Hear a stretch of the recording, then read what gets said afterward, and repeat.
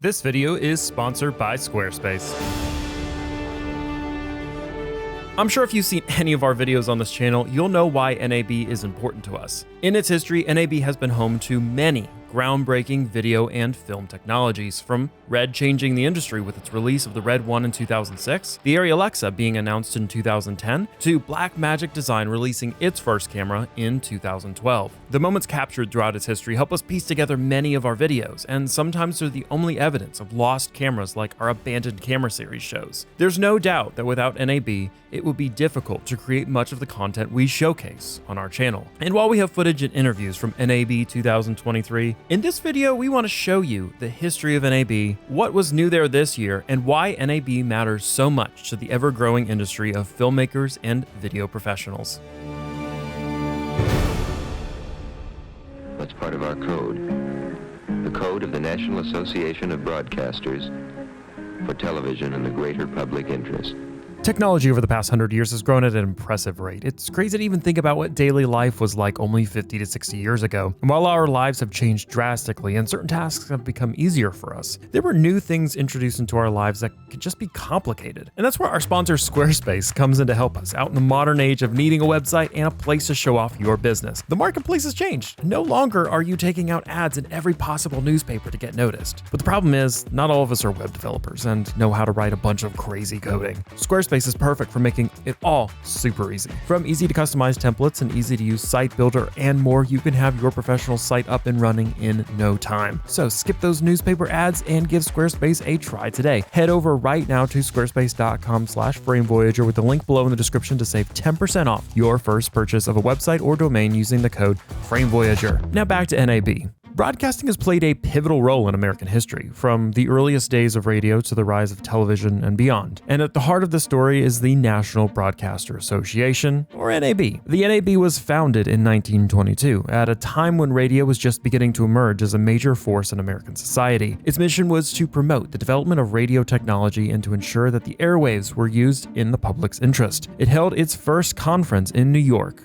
October 11th, 1923, with only 23 attendees. The NAB was led by a group of visionaries who saw the potential of radio to educate and entertain the American people. In the 1930s and 40s, radios became the dominant form of entertainment in the US. As television emerged as a major force, the NAB adapted to this new medium. It worked to promote the benefits of television, while also ensuring that programming was of high quality. This seal is a symbol of good television. It signifies that KNBC observes the high standards of programming and advertising recommended by the Television Code of the National Association of Broadcasters. The NAB fostered many companies at their early stage to great success. Companies like one of the oldest members, Neumann, founded in 1928, which is known for its microphone technology, and ironically one of the mics we're using right now to record this voiceover with. Grass Valley, Electrosonics, Sony, and others are just a small part of the showcase over the last 100 years. And like we've noted before, NAB has given us the opportunity to explore cameras and technology that you could only ever see at the event or in its very early stages at the event, which is where we found ourselves, at the back of one of the halls this year,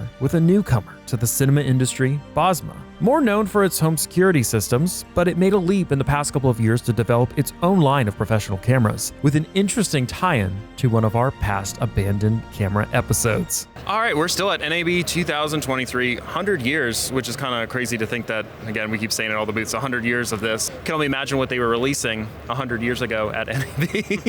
Definitely not cameras like this. I've actually was looking to come talk to you guys because I think you have some of the more, I would say, unique cameras here. Sure. Well, welcome, and thank you for checking us out. So we're Bosma. We're a new and upcoming camera brand.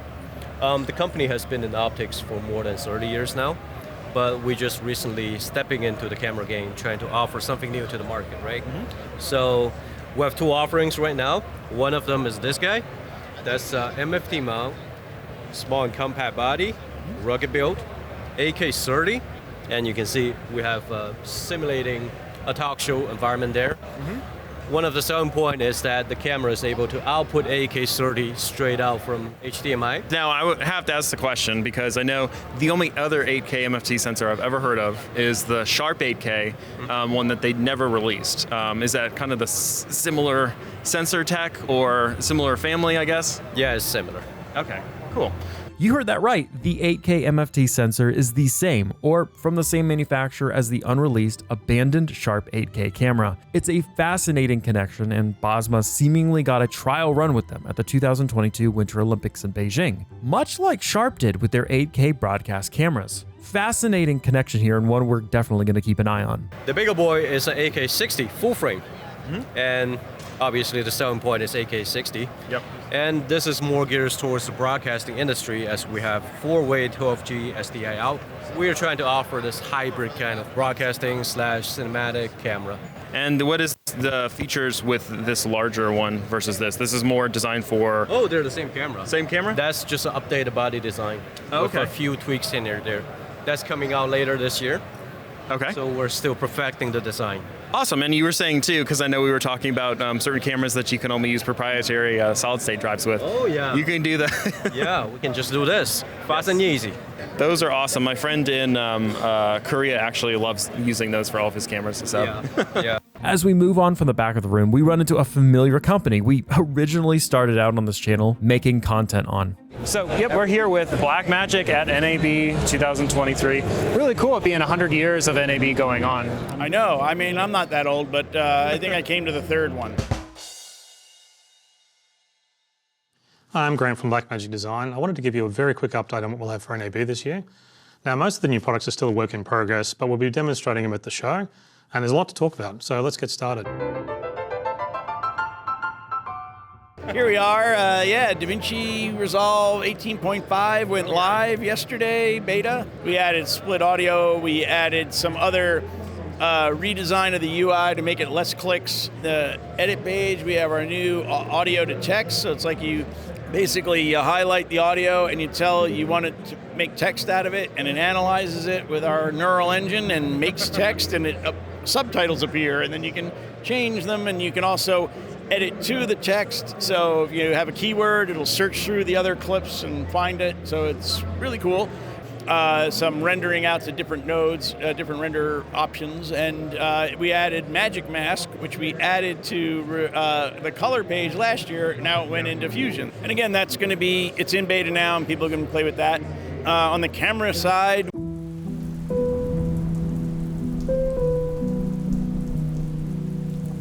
we have our new 12K OLPF, which is optical low-pass filter, designed to reduce moire when you're shooting for backplates for VFX or you're doing virtual production, those kind of things. Right. It also became Netflix certified. I was going to say that. I had seen that in the news, so yeah, awesome. So that was Congrats cool. on Yeah, that. Thanks. Yeah. I guess going forward with your, and I know you can't talk about any new products or anything. I know Grant Petty talked about when you guys are investing in so many new products and stuff coming up. Or is it still looking in the cinema line? Because I know you guys are based so much in production world and so much, which all of your stuff's great in that. How much is there still a good push towards doing cinema and servicing cinema? Yeah, you know what? We have a multi-prong attack, right? Yeah.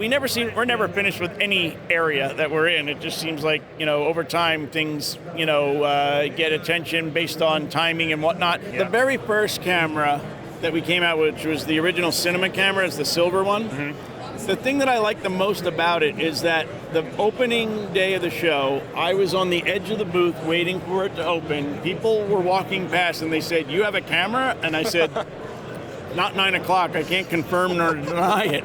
But the cameras were obvious that they were there, because somebody said, "Are they doing tripods?" And somebody said, "No, I think they have a camera." And I was like, I can't confirm that it's not 9 o'clock. And the excitement that was there was crazy. Mm-hmm. And then people were like, "What are you going to do next?" And it was like, sheesh, we got to ship this one. But the acceleration of all the different so quickly between that and to the Ursa, the big Ursa that you had. And then the pocket camera, right? So the skinny jeans pocket camera as opposed to the cargo pants ones we have now. And the micro cinema cameras and all the micro studio cameras. And I mean, there's been a lot of cameras over time, but they all have unique fits. But we're never finished with anything. I think we're always looking to see what else we can do to help people.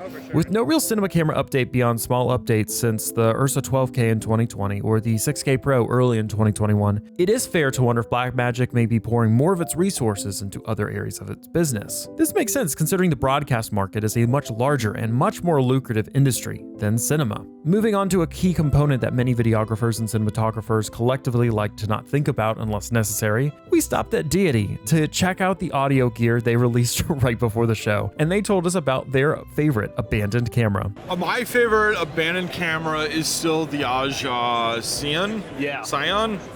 Something about suede leather padding built into a camera is just like, ooh, you know what I mean? Like that's sexy.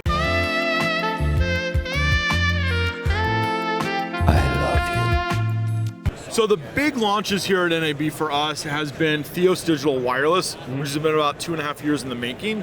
It's our body pack, dual channel receiver setup. The idea being we wanted digital UHF. We know that's where the future is going for the UHF spectrum. It allows for us to have narrower frequencies, higher quality audio, longer range, more channels availability, just overall more robust than what we were putting out before. And then what we've done and made it a little bit better than what we could have originally come up with was 32-bit float recording built into the transmitter. Love that.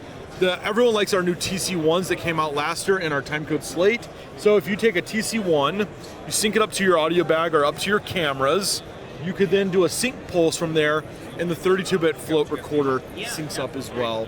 So even your backup files, if you're not using wireless, could sync up and write it with everything, so your camera and audio will always line up in post. Heading further into the conference hall, we couldn't help but notice the blinding lights from across the room. From a company that has released close to, I would say, 100,000 different lights in the past year, at least according to my inbox, they did. Yeah, this year at NAB, we just launched this 2 days ago at the start of NAB. They're the Amaran 150C and 300C, and alongside them, we also announced 2 new modifiers. These are the lights I've been waiting for, the Amaran 150C and 300C. These powerful, portable, and color-accurate lights make it easy to create, save, and switch between lighting setups using the onboard display or the Sidus Link app. So here we have the 150C and 300C, which are 150 watt and 300 watt RGB WW point source bonus matte LEDs. Again, that's a lot of letters, a lot of words, but it's because they can do so many different things. One of my new favorite modifiers that we have, purely from the fact that it is super, super fast to set up. You can see this new polycarbonate speed ring that makes this thing a lot lighter. Yep. You can also see these new buttons here that make it a lot easier to put away. So if you count with me, 1, 2, 3, 4, I put the entire thing away in less than pretty much 3 seconds. Next, we headed on over to a company that I made a video about earlier on this year. This is the camera that we are projecting as the most likely to really be abandoned, and we mean like really abandoned. And this is none other than the highly touted DJI Ronin 4D camera. Yeah, that one. Thankfully, DJI is great to work with and took that in stride and even let me come to their booth and talk with them about the new Inspire 3. Today, we're setting a new standard for aerial cinematography. Introducing Inspire 3, a full-frame 8K cinema drone that was built to master the unseen. First of all, I want to point out, it still looks like an Inspire. Compact, ultra portable, take it anywhere, even on board of an airplane. Batteries can be transported in the hand luggage, so you can fly it in tight spaces, close to subjects, so that's all, still in place. We integrated a lot of the body modules into the body itself, like the FPV camera, the obstacle sensing. So on the previous Inspire generations, you had the downward position to take off and land, and the upward position, so you had 360-degree rotation angle. Yep. Now we're using the lower position as well for a feature called Tilt Boost. So what you can do, you can tilt the camera 90 degrees up without getting any obstructions in the view. And this is massive because you can still turn it all the way down to 90 degrees and do like a shot from this to this. So you don't have to decide for top mount or bottom mount, you have both in one drone. It has a fully integrated 1200 nits ultra bright 7-inch display. So no fiddling around with iPads anymore. It's touch. This is updated chemistry, higher voltage, better output in low and high temperatures, fast charging, lots of updates. But as I said, still under 100 watts, so you can take it on board of an airplane. Right. It's really important. We have hot swap feature on the remote, so we have an external battery. Remote stays on. Nice. Internal battery lasts for over 3 hours. This lasts for over 3 hours, so you have already 6 in total. So but lots if it of should backup. die, you can just pop it in. You don't have to reboot the aircraft. You don't have to reboot the remote. You can leave both on the whole day. By this point, my wife's arms were tired from being forced to film with the Ronin 4D all day, so we were in search of a tripod. Thankfully, a familiar company had just released a new one for smaller content creators. All right, we're here with Smallrig today. Obviously love all the Smallrigs that actually have a lapel mic on. Gotcha. You're good. I know I shot you in the zoom. I was like, wait a second. Starting with the modular follow focus unit, right?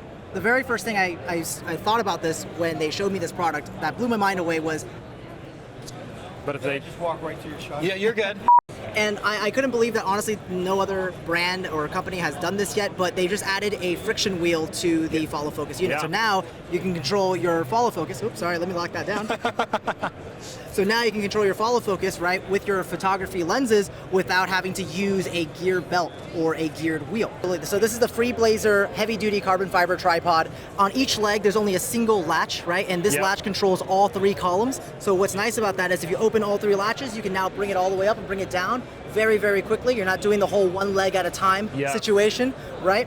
Another great thing is this tripod goes up to 77 inches, so that is a really tall tripod. Right. I would need a ladder to get up there, but that's just the short king problem. So, and the tripod head can hold 10 kilos or 22 pounds. So really, your small mirrorless cameras up to even a medium-sized camera. Really, probably even Ursa's and stuff. Yes, absolutely. Man. Oh, and I didn't mention the price point, right? Yes. Head, legs, and the carrying case is $399. As our time at NAB was winding down, I wanted to check out a company that I only knew just a little bit about. Another company with a fairly low profile in the US, but a growing one overseas. My name is Sarah, and I am the marketing manager for Kinefinity US. Really excited about this new camera that we just released. This is the Mavo Mark II Super 35. So this is the entry-level camera option that we have for newcomers who have not actually had a chance to own a Kinefinity before. So all of our current generation of cameras looks very similar. We've adapted the edge body into the Mavo Mark II. So both of our new Mavo Mark IIs are going to have the same configuration. We have the built-in XLR ports. You might remember if you're a Mavo Mark I user, we had a Kine back, but now we've integrated it all into the back. So you have all of your standard I/O right here. You don't need an extra module. What are the codecs that it can film on? Sure. So right now we're still rocking ProRes Quad 4 XQ. We have every flavor of ProRes that is available other than the RAW. We're not doing ProRes RAW. No ProRes RAW. But ProRes Quad 4 XQ, so 12-bit still, very nice. What was not shown in this interview was probably the most interesting feature of this camera, the ability to shift your dynamic range above or below middle gray depending on your lighting scenario. Want to stay at your native ISO but need more stops of dynamic range below middle gray in the shadows? Well, you can just adjust that in the camera. We're super interested to take a look at the Kinefinity cameras in the future to test this feature out. With our content bent towards the historical retelling of some of the darker corners of the industry and sourcing from the work of those before us, we are happy to be able to continue this legacy ourselves by attending and capturing content on even some of the smaller and more obscure companies to help preserve that history. And if you like all of this history, be sure to check out the Abandoned Camera series here that is made possible by conferences like NAB.